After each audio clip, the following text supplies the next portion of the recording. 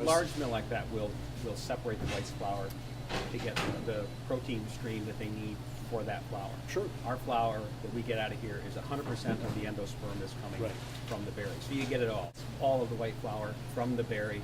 We don't separate it out. Always talking to the baker, the more I understand baking and what happens when you add malt to my flour or ascorbic acid or whatever,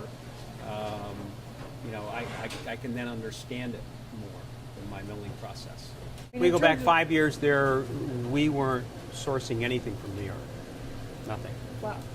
Okay. This year we anticipated about 15,000 bushel from New York, and we ended up with about 6,500 because of the dry weather. Because of the drought. Yep. We've had Yep. 2 rough years. And that's New York. When Matt talked about us going to talk to the green market years ago, it was all about the weather, and I told him then, it's all about the weather.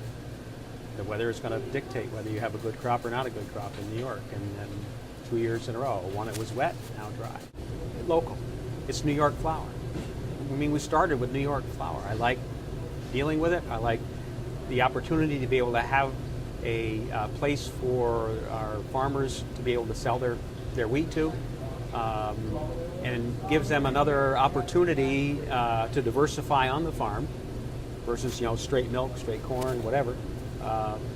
Diversify their farm operation out, and just like I said, just another place, another vendor for them to sell their product to, and working with them to educate them on raising food grade grains and how you handle it, how you clean it, how you store it, how you dry it, and that whole process. It intrigues me, and I like it. Everybody likes their job. If you don't like your job, then you should be doing something else. I happen to like the job. I'm not necessarily educating them about the flour. They're educating me about my flour. Okay. I just let them know what the protein levels are and the water absorption and that kind of thing. And then they help me understand the baking part of that, so that I can so that I can learn more about what I need to do or what I'm looking for in a certain grain to produce a certain flour.